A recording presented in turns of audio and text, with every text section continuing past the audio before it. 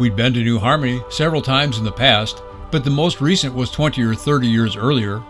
Back then, New Harmony was pretty much a bunch of nothing. We wanted to see if it had changed, and, well...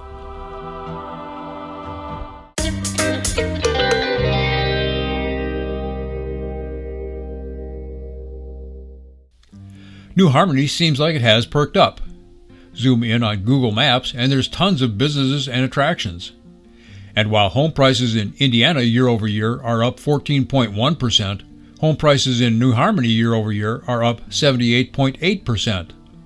Median home price in Indiana is $221,000 and in New Harmony $295,000.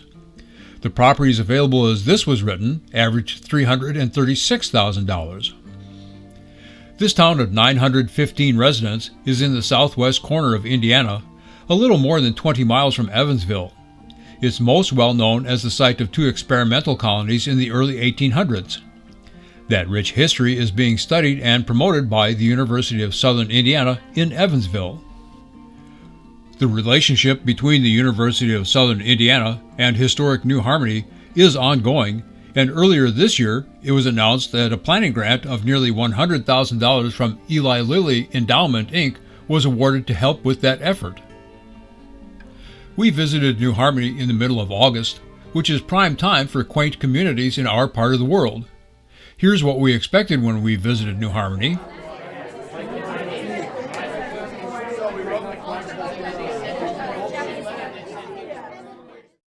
But, oddly, here's what we got.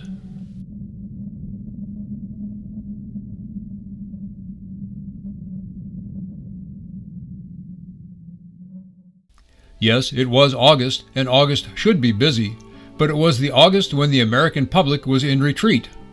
The glory days they'd been enjoying were clearly coming to an end. COVID was waning, but inflation was skyrocketing. Soaring fuel costs were a significant contributor to that. Consumers became fiscal conservatives almost overnight. We camped at nearby Harmony State Park, and of the 200 campsites there, ours was one of only 20 or so that were occupied. By the way, our time at the park will be its own video. And as for the average selling price of homes in New Harmony, there were only 5 listed for sale as this was written.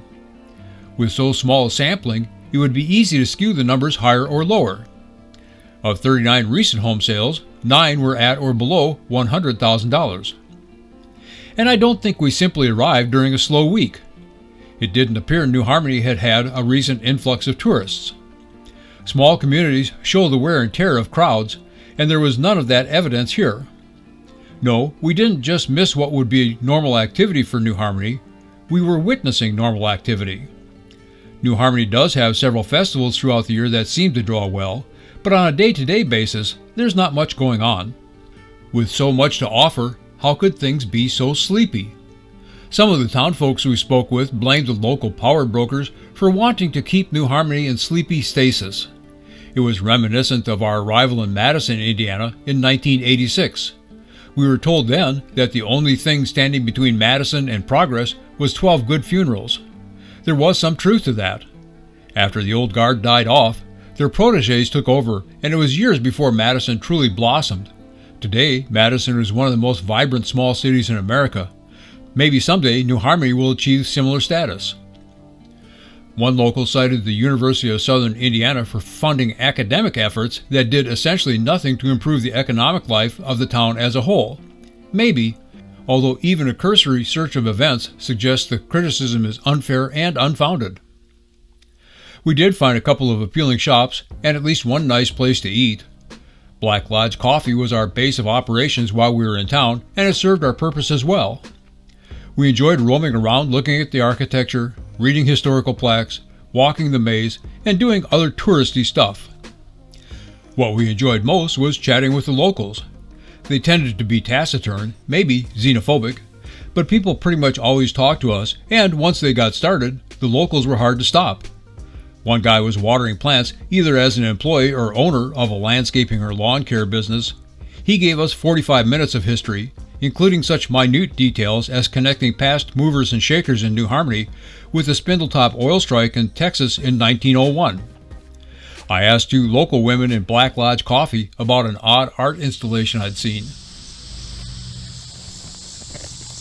There's a whole series, there must be a dozen of these random concrete shapes with lettering on them. If I remember when I leave, I'll try to find out more information on them. It seemed some itinerant artist had come through and thought New Harmony would be the perfect venue for his vision of gibberish and concrete. The women were light on details, but long on contempt for both the artist and his project. Was everything these folks shared with us the truth? Maybe. Hard to say. Again, relating to our early years in Madison, we were fed a lot of stuff that seemed authentic by sources who seemed credible, but that later turned out to be mere folklore recited by locals seeking prestige among hapless newcomers. So, would we visit again? Certainly. In fact, we're looking forward to it. Should you visit? Maybe. That depends on how reliant you are on external stimuli to be fulfilled in your travels. If you're honest in your assessment of yourself and informed in your assessment of New Harmony, and see a match between what you need to be happy and what New Harmony provides for your happiness, go and enjoy yourself. If not, you'd probably be better off visiting another destination. New Harmony feels like a nice place to retire, particularly for those with good health and mobility. Would we retire there? Maybe, assuming we were going to retire, and I have no plans of that. Besides, we endured Madison in its dismal years, and now that it's all that it is, we're in no hurry to leave. We're committed to neither staying nor leaving. If we left, we'd do more research on New Harmony to determine where, if anywhere, it would fit on a list of potential places to call home. So the bottom line is this. It seems that New Harmony is not living up to its potential. Is that because they can't or because they won't? My wife and I were the only two tourists walking down Church Street on a perfect August afternoon.